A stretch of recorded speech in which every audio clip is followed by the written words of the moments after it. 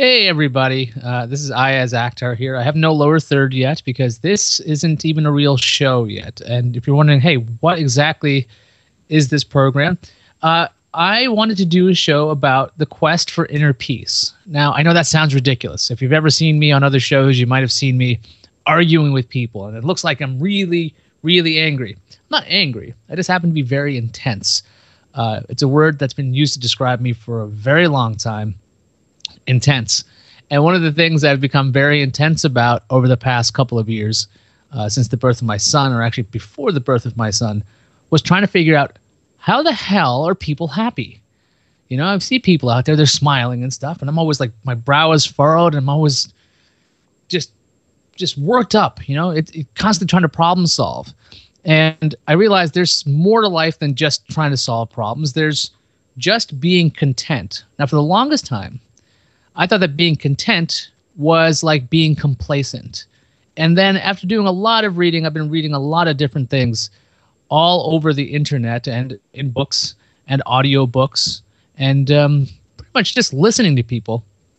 And I've been trying to figure out what's not the key to inner peace, but how do they even achieve something like that? And I know it's a very human thing to trying to find what it is to be happy. So what I'm going to do in this show is I don't have a real format. I figure a format's going to come, but maybe we'll do interviews. So thankfully, we're on the Guys from Queens network. I'm a guy from Queens, so I said, hey, why not hang out with guys from Queens? So we got Andrew Zarian on, who's graciously allowed us on his internet waves, not airwaves. What would you call them? Radio, I don't know, transmitter, I don't know. Hey, guys. Learn your packets. Thanks for your packets. You're welcome. You know what they say in the business, my packets are your packets. Exactly. Now, Andrew, we've gotten to talk and known each other for a while now, but if people are watching this show and they just know me and they're like, who is this guy? What exactly do you do? I do a whole lot of nothing. I stare at a wall. Actually, I stare at a painting of myself all day, and I just talk into a microphone. I started the GFK network about 5 years ago. It's going to be 5 years in about a month. It's a internet broadcasting network. I was in IT. I got laid off on my IT job. I was a big podcasting fan, always been a fan of radio. Growing up in New York, I listened to Howard religiously, and then I discovered, obviously, other radio programs as I got older. But I always had an interest in radio and talk radio in general. So one of my buddies, he's a pretty established stand-up comic here in New York, and he told me, he's like, hey, you want to do this thing called a podcast? I don't have the room. I live in a tiny little, box of an apartment in Manhattan, so could I use your office? And I said, yeah, sure, I'll join you, and I'll do it with you. One thing led to another, and it became a full-time career for me. And now we do, 13, 14 shows a week, and we're producing all different types of content. Obviously, you're on here, and it's become a dream job of sorts. Yeah, well, for me, I like to be more of a cog in a machine. Running the business side of stuff, I had a business minor in school, and running that kind of stuff just always bugged me. I'm more of a content guy. I like making programs. I like presenting information. I like digesting information and getting that out to people. Now, you're on the business side and you're running the content side. That's got to be stressful. How do you de-stress in the course of a normal day? Well, I don't know any better, right? Like, I don't know what it's like really to go work for someone. I've been working for myself since I was 20. I opened my first business when I was 20 years old. The job before that, the only real job that I had to report to someone was a job at the Gap that I got when I was 16. I worked there till I was 20. So that's the only real, long-term job that I had. I was doing IT for a company, but I don't even consider that real work because I went in 3 days a week, and it wasn't complicated IT. It was just very simple stuff. I just did computer maintenance for the people. So and it was pretty short term. So I've only worked for myself my adult life. So the stress actually drives me, and this is something I've always spoken to my wife about. Like you said, I'm an intense person. Much like you, people always describe me as intense. I'm a little neurotic at times. I have obsessive compulsive disorder, so there are things that I'll focus in on and I can't let it go. I also have ADD, and that's why I'm able to kind of switch cameras and talk into a microphone and make sure the stream's going. But it kind of drives me, the fact that I have to juggle so many things rather than just focusing in on one tiny little thing or one large thing. Now, have you actually been diagnosed with ADD? Back when I was a kid, that wasn't really a thing. There's a good chance I have it. I don't really feel like getting diagnosed because I don't want to like lose whatever edge it may have given me. But is that something you actually have? Yeah, you know, when I was I think 18, yeah, I was in college. So my first semester I had a really difficult time because I was working and I was in school, and I decided to go to a doctor.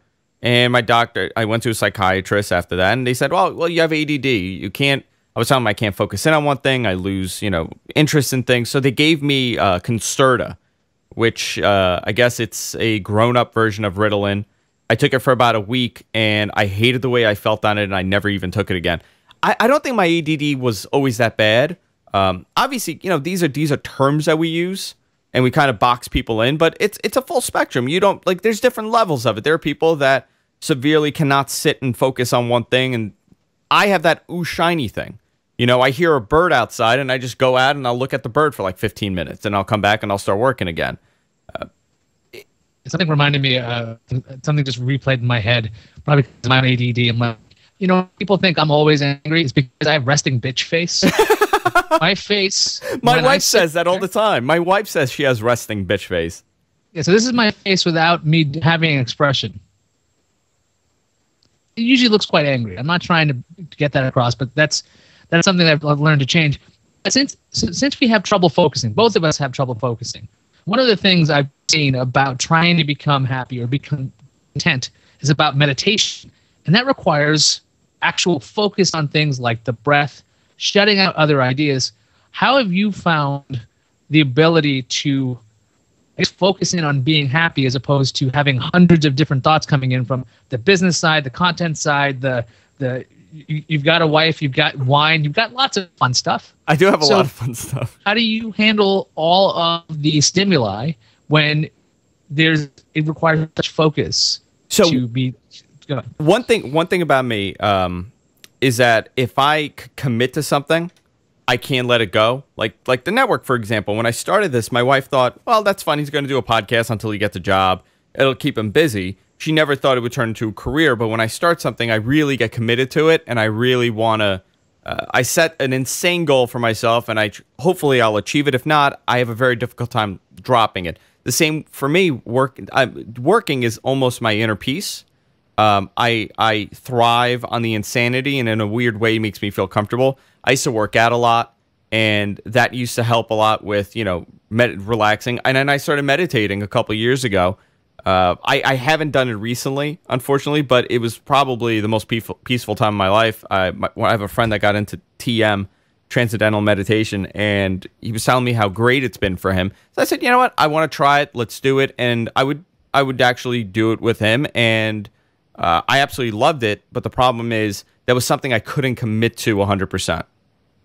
Yeah, I'm using an app right now. I think it's called Buddhify 2. I don't know why it's Buddhify 2 with the number 2, but maybe it's the second rev of the app. It's available for iOS. It's about $3, and it has some guided meditations. I've always had a hard time I've read how to meditate. You sit there, you focus on the breath, and you try to basically let your thoughts come in and out, and just not ignore them, but so much as you are aware they exist, but you're not going to pay attention to them.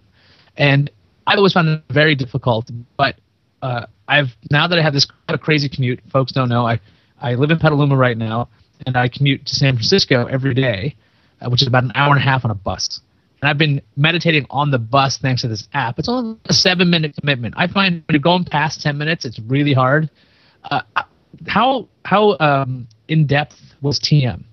The way that I did it, I only followed him and what he was telling me, but it gets really deep to the point that, you hear the things about TM. At one point in the 70s, it was actually classified as a cult. It's weird, some of the stuff that you find out about these things, but much like anything else, anything that was new or anything that's like organized, anything, it would be considered bad. But they actually believe that you could levitate at one point. In meditation, and it really goes out there. But I was doing the really early stuff, And I really enjoyed it, but I think I would have enjoyed any type of meditation at that point. I think I really needed it, and it kind of, I still have learned, I still put in a lot of things that I learned from it. Like if I'm taking a shower, I'm able to kind of block out everything, and that's almost like meditating for me. Yeah, I found that if I'm working out, that actually is one of the things that keeps me sane. There are three things I got to do to keep sane. So I've got to get a good night's sleep, I should be eating breakfast, and I've got to work out. So for the past couple of weeks, I haven't been able to do any of those things properly. So I've been going a little stir crazy, which is actually one of the reasons why I wanted to do this show, because I would like to continue to have some kind of semblance of peace. But in the last couple of days, I've corrected that a bit, added some sleep, working out a bit more. I just need to somehow get my oatmeal in the morning. It's all about brain chemistry at the end of the day. It's just how do you fool yourself into being happy? That's a probably horrible way of putting it. Do you ever think about that, fooling yourself into being happy? Yeah, but have you always been like that? Like as a kid, I remember I'm not a, like, I'm an okay person. Like I'm good to be around. I'm a good drunk. Obviously, because people never complain. Some people prefer that I have a couple drinks, but I'm pleasant to be around. But if you know me, like my wife, I'm a very unhappy person. I have singular moments of happiness, but I never have long-term happiness. Yeah, finding that's the point of not just the show, but that's almost like the point of just existence, right? It's trying to find that. And I think one of the weird things is, like, what I found is my brain would create problems to solve, and if there was no problem, it would create a new one, because that's all it would want to do. It's almost like it's got all this processing cycles going on, and it needs to fill it, and it'll create its own problem, and it'll keep you unhappy. And you don't suffer from that idea that contentment is complacency, do you? In a weird way, I do. Yeah. I'm not happy with content, because that, to me, that means that I'm not thinking about what's next, especially with business. I'm never content with business. Obviously, everybody coasts at one point, right? We get comfortable, we start making some money, or we find a job, or we're in a relationship and we start coasting. With me, I'm never that I look at it as I could be doing something else to elevate wherever I am in life. And that kind of keeps me going. And my search for inner peace, which I don't know if I'll ever find it, it's a struggle for me. I always look at it as, okay, this is what keeps me going. Do I want to change this? And if I alter the way that I am now, is that a negative? Will it impact me in some way? Yeah, there's that fear of changing what made you successful, and then trying to be relaxed. And one of the books I was reading, it's a small book, really easy to read. Don't Sweat the Small Stuff, I believe it's by Richard Carlson. And one of the chapters, and these chapters are like a page and a half. These are really short things that you can read pretty much anytime. One of the things this guy mentioned, he goes, don't forget that quiet, well-spoken people can also be motivated. So the idea that you don't need to necessarily be so intense all the time and still, you can be intense, or not intense, that is, excuse me, and also be successful at the same time. It's something about, pulling off the acceleration is kind of like frightening at first. But I think sometimes if you can slow down and actually enjoy the successes, that was something I think my kid really helped me with that, because you become very excited at the most mundane things. If any other human being did this, you would not be excited about this. This person is walking. This person is putting together 2 words in a sentence. That is not exciting if this person is, over the age of like 12. Yeah. But there's something about these small moments that are extraordinarily impactful.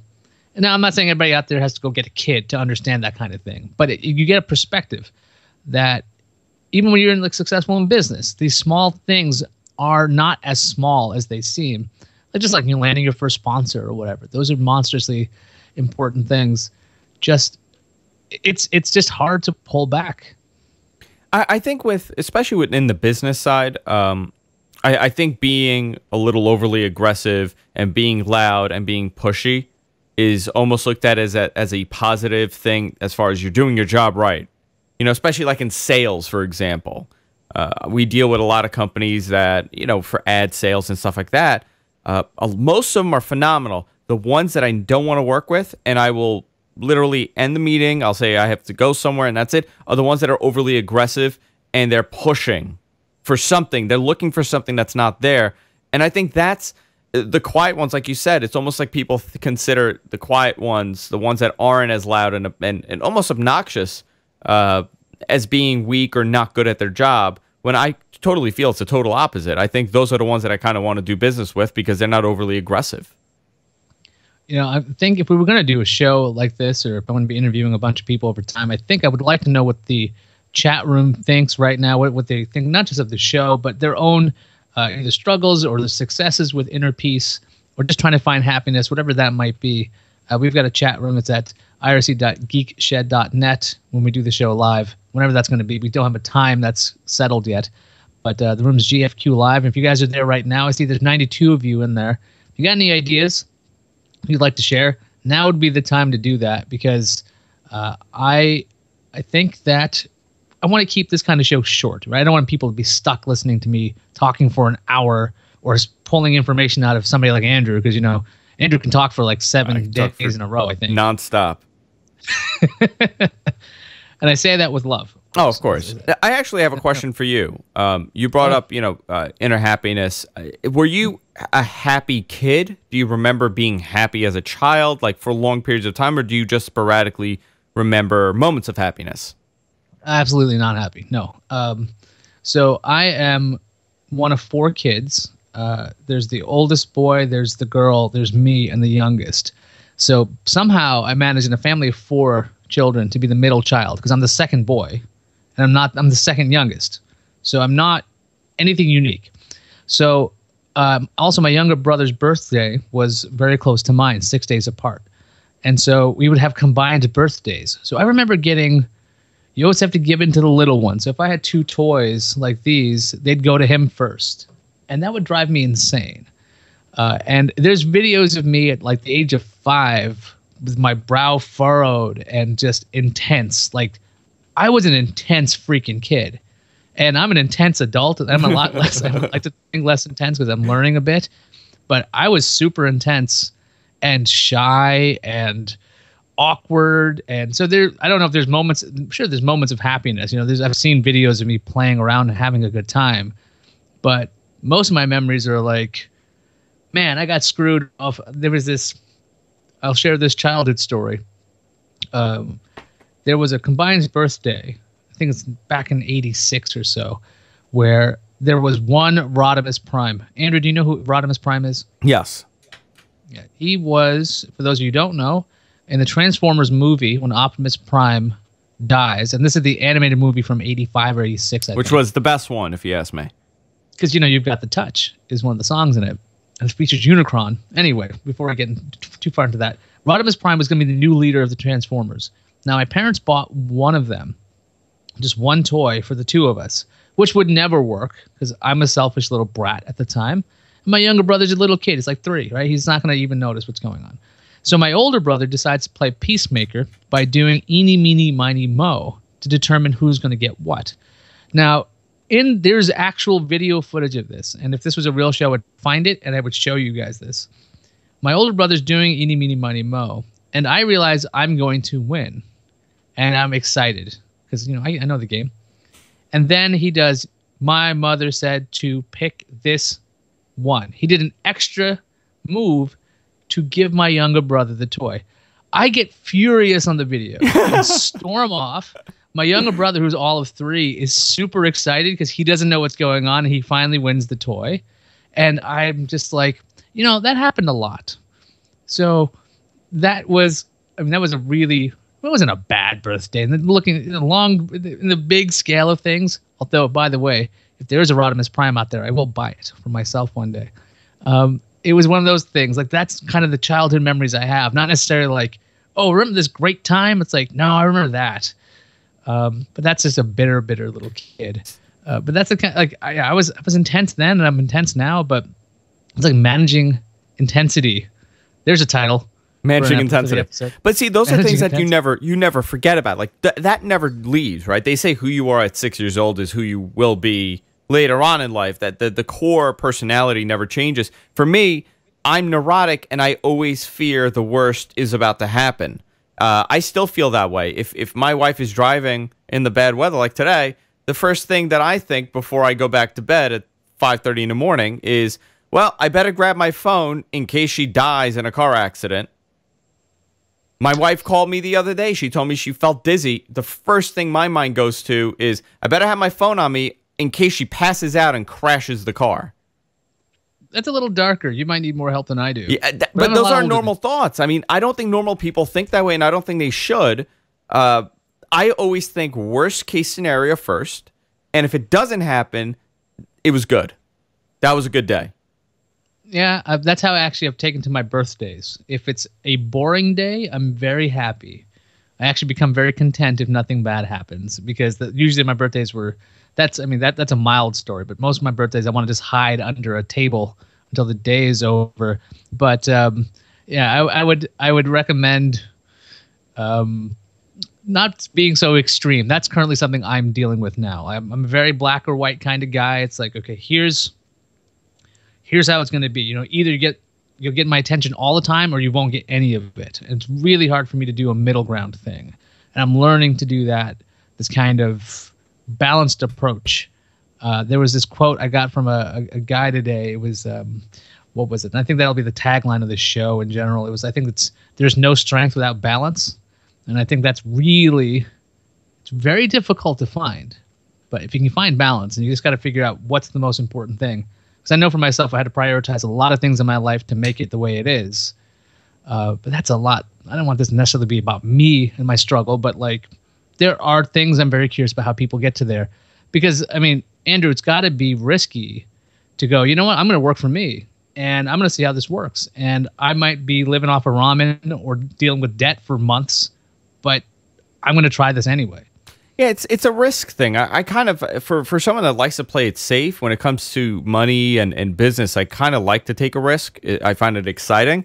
My wife, for example, she can't stomach this. She can't stomach the concept of, okay, December's here. January is when all the new ads are going to renew. It's January 1st. They haven't emailed us. Oh, okay. January 7th, we haven't heard from them.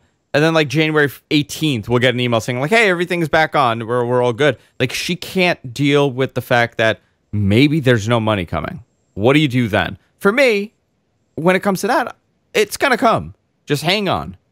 Let's see what happens. Yeah, dealing with uncertainty. I was reading a thing a while ago about lucky people. People who are lucky are those who are, they're not necessarily lucky, but these are people who could sometimes handle uncertainty a lot better than other people. So the thing about, oh, look, I got a really lucky break. Look how great things that worked out for them. They're usually probably dealing with a lot of uncertainty. And it's in dealing with that uncertainty that they allow themselves to be open to opportunities that might sound crazy to you or I. We're like, that's nuts. I don't know if I could live with that. Like, Andrew, you're talking about these guys coming in to pay you. If they're not going to show up, you can have that anxiety. But if you can live with that uncertainty, as you're doing, it makes it easier. Is there any like weird trick you use, or is that just the way your brain is wired? You're like, you know what, uncertainty? I feel like with business, I could deal with uncertainty because I could control it. It is my decision to be doing this. I have decided that this is the situation I'm going to put myself in. I know the risks, and I could kind of justify it in my head, and I could almost lie to myself. Even if I do, like, in the back of my head, of course, I'm thinking, okay, maybe there's no check coming. They're not responding to my emails. But I could, in a weird way, lie to myself in my head and fool myself at the time being and say, Andrew, this is all normal. This happens every year. Even though it does happen every year. This is just how it works. It's a conversation I have with myself in my head, and it's crazy. I justify it, and I play that person that says, don't worry, it's going to be fine. Don't worry, it's going to be fine. That's how I deal with it. But it's, like, I went to Mexico about a month ago. Was I back by now? No, I wasn't. We went to Mexico for a New Year's trip to relax. My wife told me I was under way too much stress. She was starting to see it. We should go away. And I said, you know what? Let's book this vacation. And I never book vacations at all because I think it's a waste of time. So we decided we're going to Cancun. We get to Cancun. The weather's awful. The trip was awful. Everything about it was awful. Plus, we got stuck in Mexico. I was fine with the weather not being good because I chose to go there knowing the risk that the weather may not be good. But the day that we were supposed to come back, we got stuck there because of the big storm, and plus JetBlue wasn't flying. That's when I had a mental breakdown in the hotel, and I locked myself in my room. Even though there was nothing I could do, I would get out back to the States in a day or two, just knowing that it was out of my control. It was the worst feeling in the world. And then in that moment, there's no talking to me that it's going to be fine. It really was. It was like the earth was ending. It was that bad. I haven't had to deal with planes being grounded or dealing with that. The closest thing I think recently I've dealt with anything like that was when I was stuck on the road for about. This is when I was driving in my commute. It took me about 3 hours to get home because there was a multi-car pileup. And I can't be in the carpool lane because I was the only one in the car. And I was just thinking, you know what? I can get really angry and I could just get really worked up, or I can just sit here, realize I got a pretty nice car. At least the inside is nice. The chair's comfortable. I'm going very slowly. I know I'm wasting lots of gas, but at least I'm in a warm spot. That's how I was trying to think about traffic, because it's really how you frame your head or frame the situation that you'll actually deal with it. So if you have the idea of, I can't believe this is happening, and you're feeling like it's terrible, you're going to get burned. You're going to get really angry.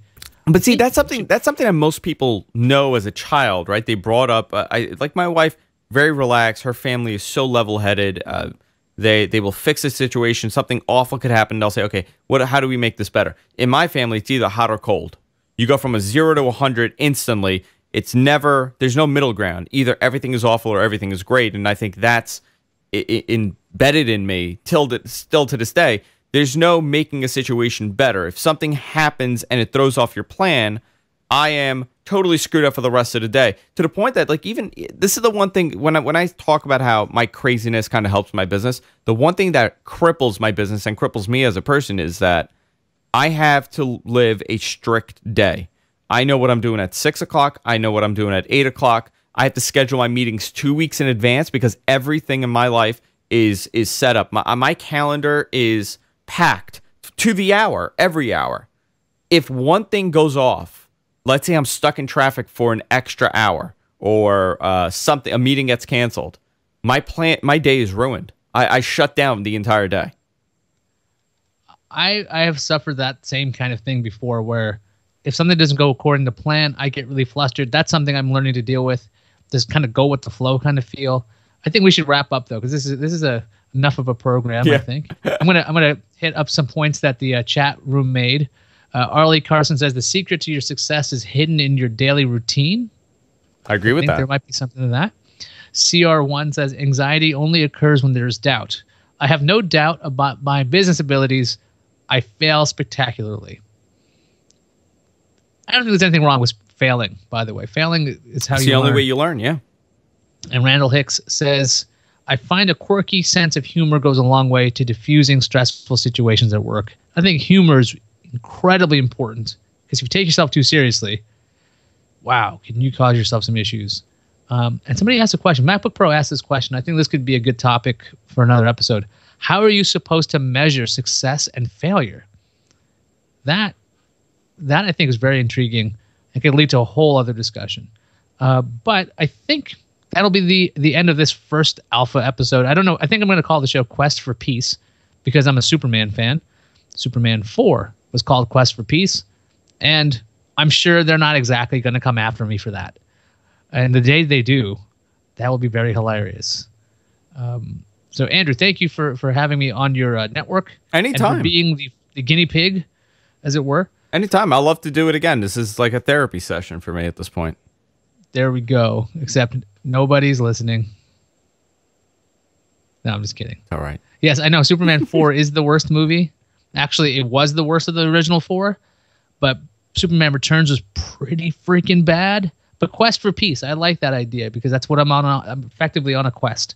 There we go. And thanks everybody for listening and coming in live. There was like over 90 of you guys in the chat room. I have no idea how many people are watching this live stream. If you're watching this on a recording, thank you for watching this. Or if you're listening to a recording, thanks for listening. I don't have an email address set up for this, but you can always hit me on Twitter at Iyaz. That's Iyaz. And Andrew, should people contact you if they want to help you handle your stress? Yes, you can contact me on Twitter at Andrew Zarian. I'm on Facebook. You can message me there, or you can email us, guysfromqueens@gmail.com. I'm always looking for inner peace. And I'll stick to that line I stole from somebody else. There's no strength without balance. Go find balance.